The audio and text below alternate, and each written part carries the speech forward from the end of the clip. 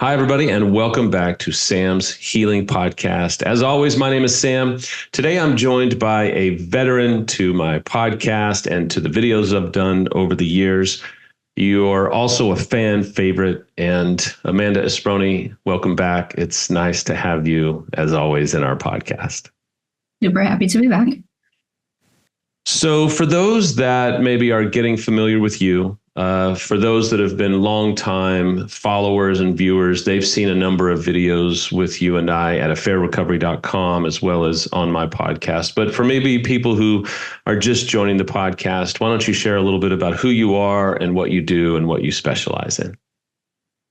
So I am a clinical psychotherapist. I'm based out of Tampa, Florida, and I specialize in complex trauma, childhood sexual abuse, betrayal trauma, developmental trauma, and relationship intimacy.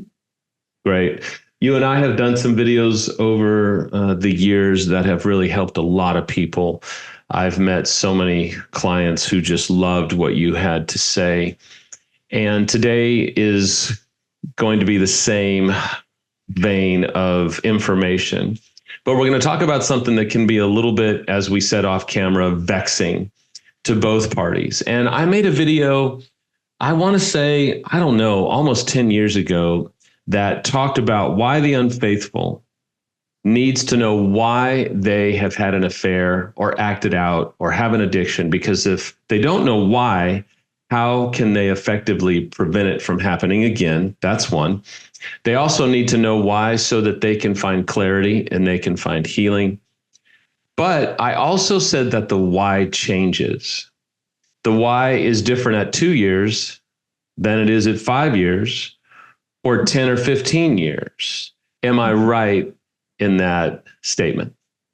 Yes, I remember that video, and I think it was 10 years ago. So the reason that it's important and the reason that it changes is because if you have someone who's doing really good recovery work, they're deepening their own knowledge internally of understanding all the different drivers that were at play. And when you first come in, the spouse who is on the other side, the spouse who has the betrayal trauma, can be really confused and feel like they may be getting gaslit or they're changing their story, their spouse is being intentionally manipulative. But I mean, you're confused yourself, and that can be confusing to the betrayed spouse. How can you not understand why you did what you did? You just completely annihilated everything that you said that was important to you. So as they continue to dig into it and really work on their shadow stuff, it becomes more and more clear over time. And that's something that can help the betrayed spouse feel safe. So you said something fantastic about the shadow self. I was just talking to a client this morning, explaining the shadow, explaining who and what the shadow is, because to some people, hearing that we have a shadow self or that our partner has a shadow self can be scary as hell. So why don't you take a couple of minutes and break it down for both the unfaithfuls who are watching, trying to understand, oh, I have a shadow self, but then for the betrayed to learn that, and those of you who are betrayed, take a deep breath. Both the betrayed and the unfaithful both have shadow selves, right? Definitely. So it's interesting because you have a client come in and they're like, the unfaithful, oh my gosh, I'm never going to do this again. Like, I would never do this again. And what do we say? Like, unsafe. You want the client who comes in and says, I could do this tomorrow. If I did it yesterday, I can do it next year, next, decade, right? So that's a safe client. But for the betrayed spouse, they're so alarmed because part of them wants this 100% sense of safety. And they have to be taught to reframe that the people who know that they're dangerous, they're the ones who are safe. So the shadow work is, you don't want your betrayed spouse to feel like this was your best self, the one that was doing the acting out behavior. It was the shadow side. It was not the true self. So the more that they can get into that, the unfaithful spouse, it can also help alleviate their own sense of shame in understanding why they did what they did. And then it's a gift they can give to their betrayed spouse to say, look, I have the roadmap. Like, this is my alter ego, and everybody has one. So it's not that I am, some unique kind of dysfunctional. Mine went rogue. But the more that I understand this part of myself, the more that you can understand it, we can understand it together. And then that can make me safer in the future, because before, not knowing my shadow is how I got here. Because we're not, as an unfaithful, saying, oh, it wasn't me, it was my shadow self, so don't hand me consequences, don't be mad at me. That's ridiculous. Is it safe to say, well, this is kind of the conglomerate of my blind spots that I am not aware of, that I am not conscious of. This is the subconscious part of the subconscious drivers in my life that I haven't been aware of. Is it safe to say that? Yes. So a client that is safe to move forward with in reconciliation is one who embraces the iceberg model. So the acting out behavior is above the iceberg. If you look at like behavioral therapy that they would do with kids, oh, the kid does something bad, just slap their hand and give them a consequence. Don't dig deeper. Why did that child do this behavior? Okay, so under the iceberg, if you're looking from a psychodynamic perspective, the why is hugely important. And if the client is willing to go into that why, then they are less likely to repeat their behavior. And if you look at it through a psychodynamic lens, the subconscious runs most people. If they can admit that, the more that you can bring up to awareness, the safer that person is. But Johari's window says every person has a blind spot. It's why therapists see therapists. It's why coaches see coaches and therapists. If you are humble and you are actually in tune with what you're doing, you know that I can be brilliant, but not when it comes to my own stuff. Because of Johari's window, there's always going to be that blind spot. So Johari's window says we all have blind spots and we all can miss it. Is that fair to say? Even the smartest people, which is why accountability is also important. So why is it vexing to the betrayed to hear that, okay, it's been 6 months. Here's why I think I've acted out. But then at a year, it's not like at a year they're going to go, no, it wasn't that. It was that, but it was so much more. But that can be alarming to the betrayed. Why is that? Because they just want a story that's not going to change. So when you find out that your partner's been unfaithful, depending on the amount of time, the betrayed spouse goes back to the beginning of when the acting out started to happen, and they basically have chaos. The brain does not like chaos. The brain likes organization. And so It's trying to organize. And so every time the unfaithful spouse changes or adds something nuanced to the story, it creates short-term instability for the betrayed spouse because it's new information. It's chaos getting added into the system that they are trying so desperately to organize. So they want consistency. They are not opposed to the growth of the unfaithful. It's nonsensical because they want their unfaithful to grow. I think any betrayed male or female would say, I want my unfaithful to have more information and more knowledge and to expose more of the blind spots in their life to find out why they did this. And but it's scary, though, you're saying. Well, and it's about reframing. So look at like during, was it the Inquisition when basically antibiotics was getting invented? Okay, so here are these doctors rolling around with half dead people in their carts from the plague.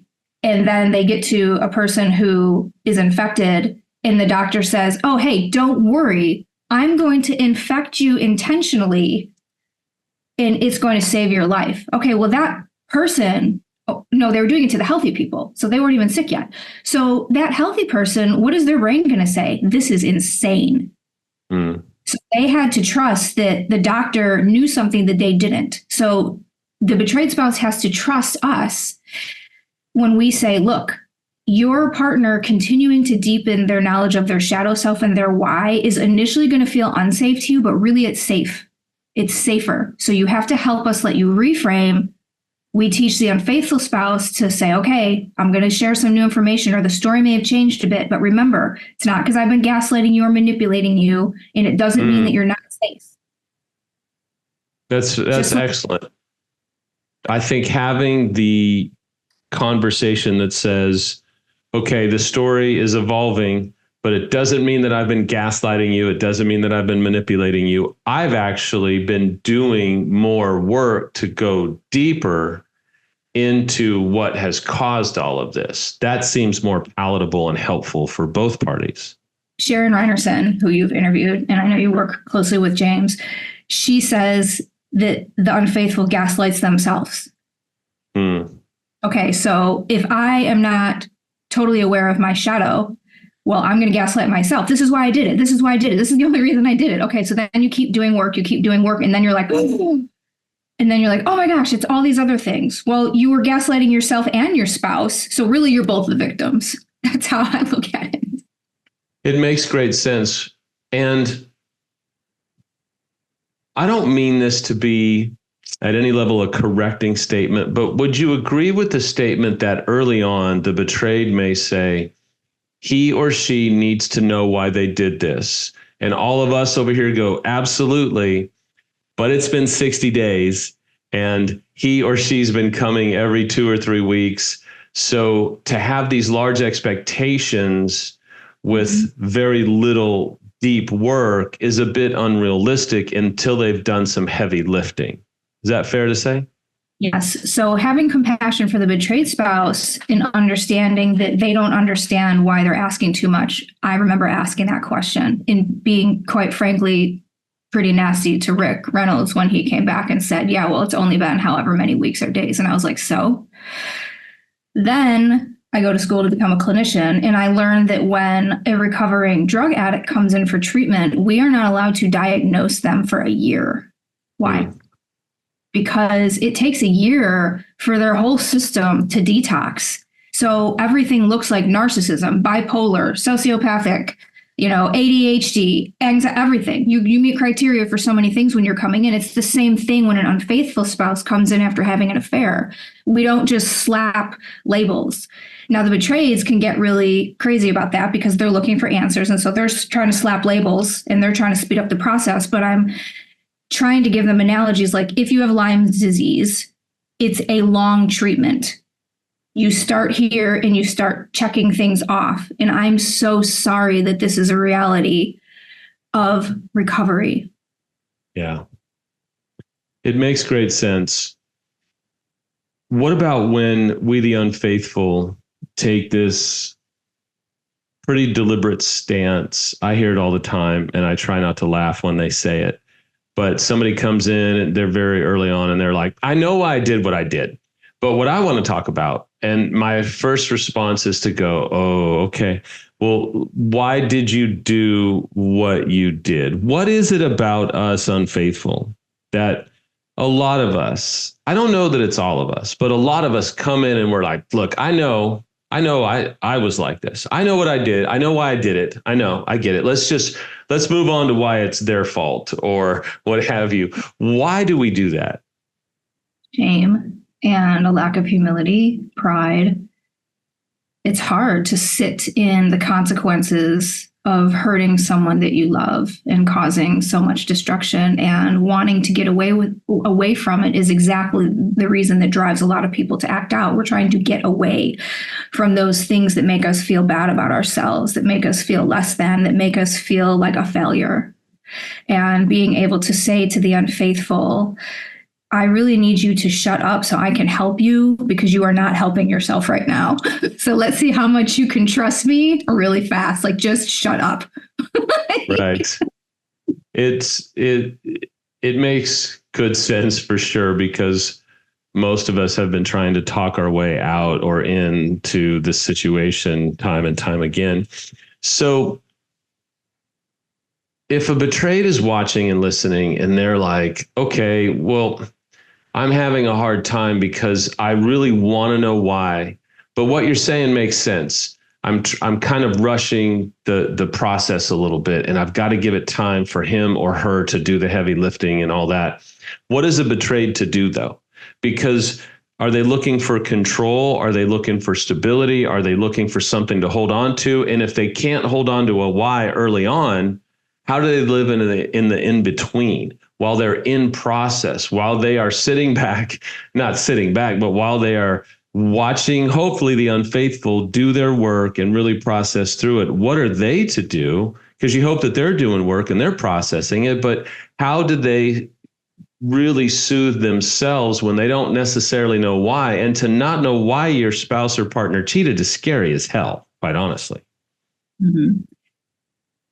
Understanding for the betrayed spouse that what can happen after you get disclosure is actually similar to what happens to an unfaithful spouse when they get themselves wrapped up in the acting out process, which you get addicted to it. Okay, so, time and time again, you hear, oh my gosh, you had an affair for 2.5 years. And what does the unfaithful spouse say? Well, I didn't want to have an affair for 2.5 years. I couldn't stop. I didn't know how to get out. Okay.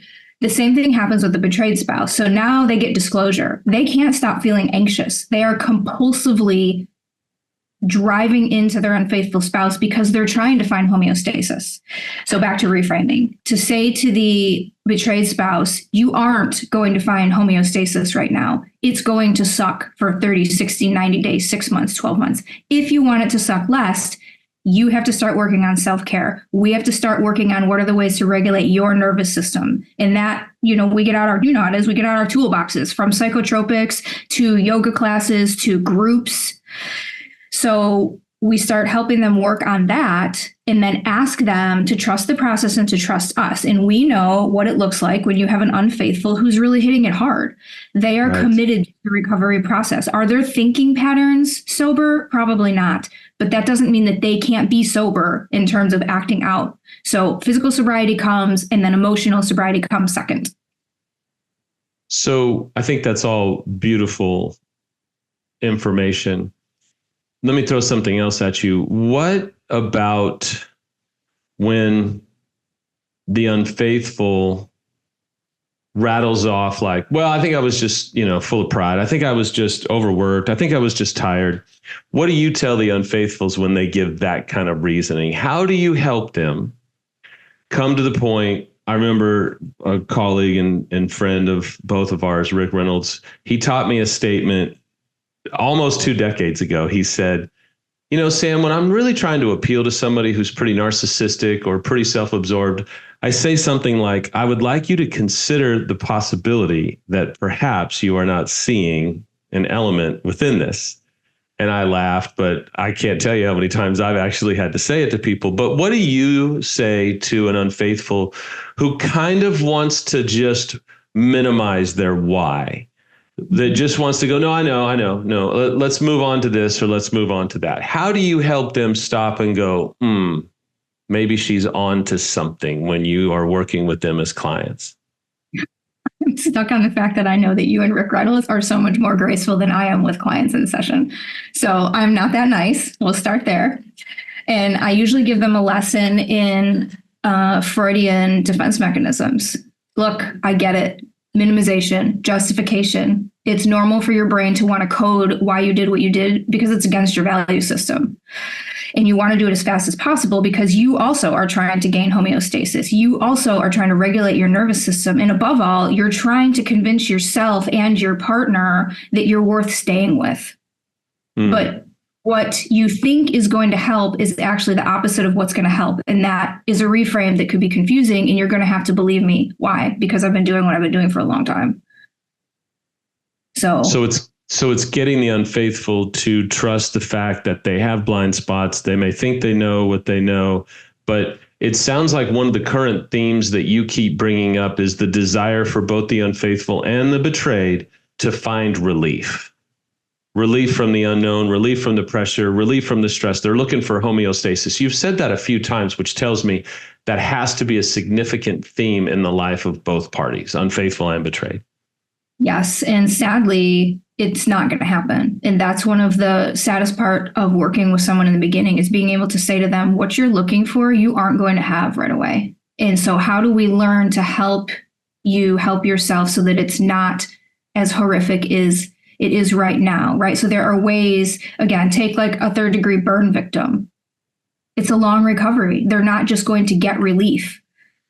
So they could have morphine, right? But that's the equivalent of a betrayed spouse raging from sun up till sundown. And, they go into their own addiction where they may try to drink themselves to death. And same thing with the unfaithful spouse. But real recovery means you have to have grit to go through some pain and suffering in that the first 90 days is horrific.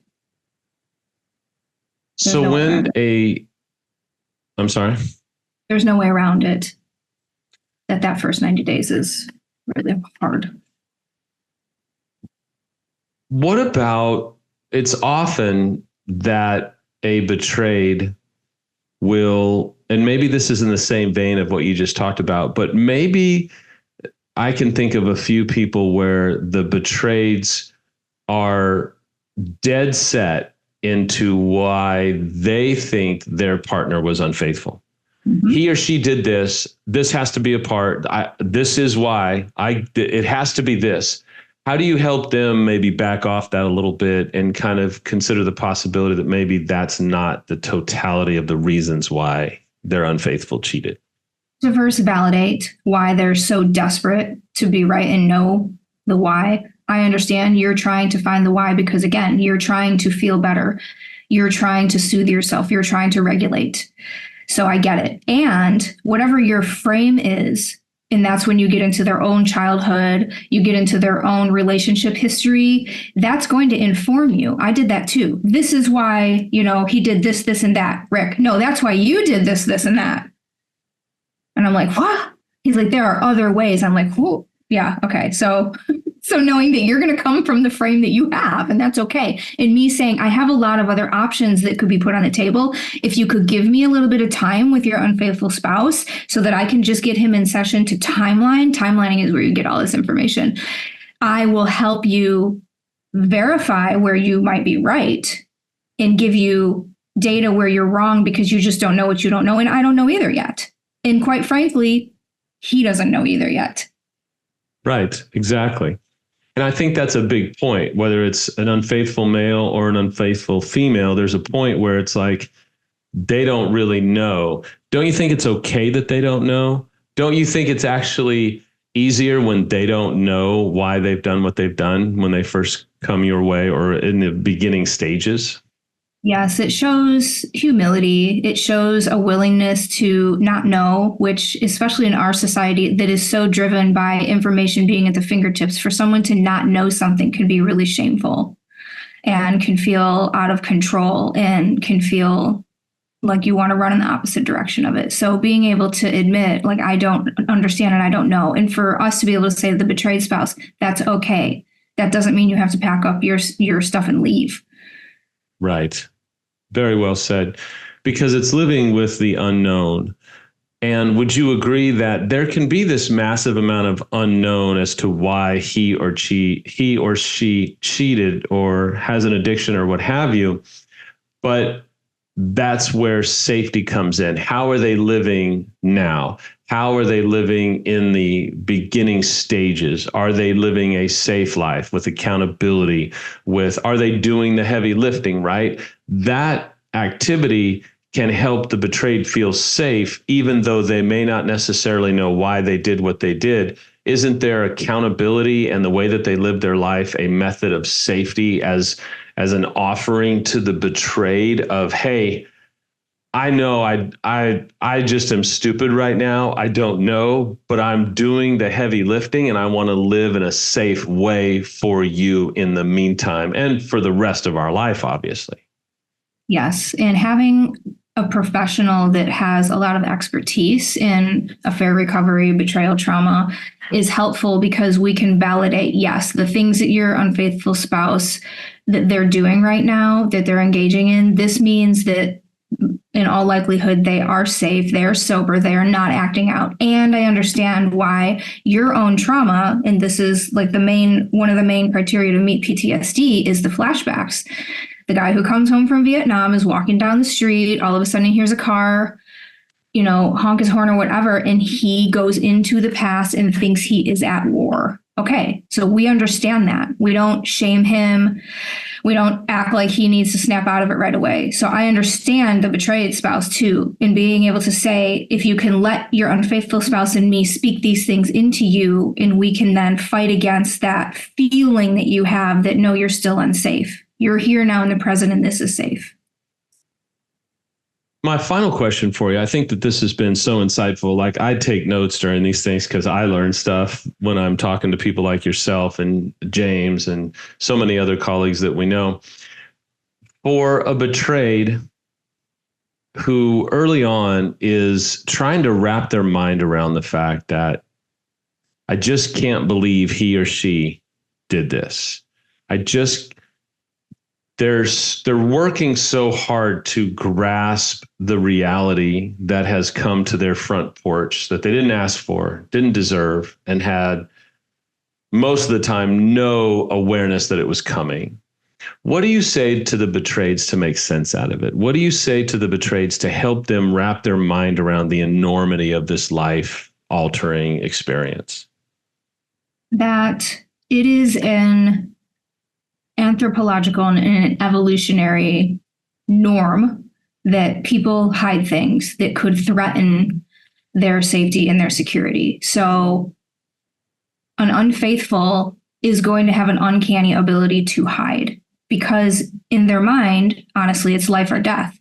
If their spouse finds out, they die, they lose everything. So that's normal. That's a normal part of being human, to be able to hide things to protect yourself. Then also being able to say to them, if they can hang in there and they can put the right team around them, they will get their why, and that their unfaithful spouse is most likely confused as well. But that's a good thing because it means they weren't acting out of their highest self.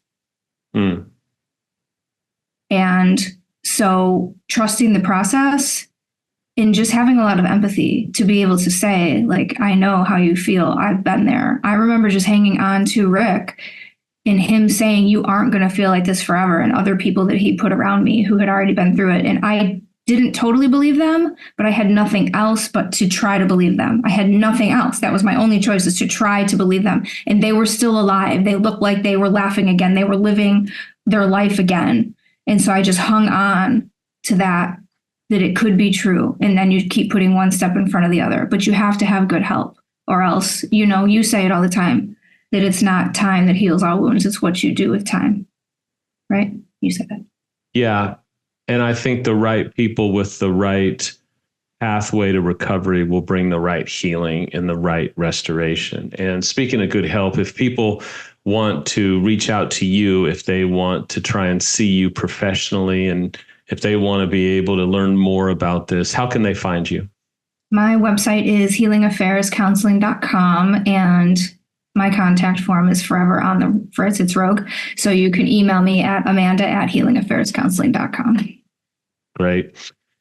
In conclusion today, I just want to thank you for watching and tuning in. It is actually a mark of bravery to watch a podcast like this and to listen to someone like Amanda and myself just discuss the nuances of infidelity and really how to navigate through what is probably the most traumatizing event maybe of your entire life.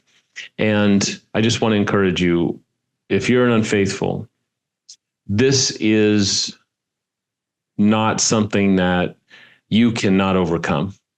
If you are serious, if you're desperate. I was in a men's meeting last night, and I said at the end, I said, desperate is as desperate does. If you're desperate to get healthy, you're going to do the work. You're going to reach out. You're going to find good help. You're going to work another job if you need to pay for it, but you're desperate. And if you're just going through the motions, checking boxes, someone like Amanda is going to see through it and maybe not be as graceful as some other people about it, but the goal is to help you find freedom. So whether you're male or female, whether you're unfaithful or betrayed, this is a safe place for you. I would encourage you to find more safe people that you can listen to and learn from and follow, because at the end of the day, you can overcome, you can heal, and there's new life ahead of both you and quite possibly even your relationship. So thanks for tuning in. We'll see you next time on Sam's Healing Podcast.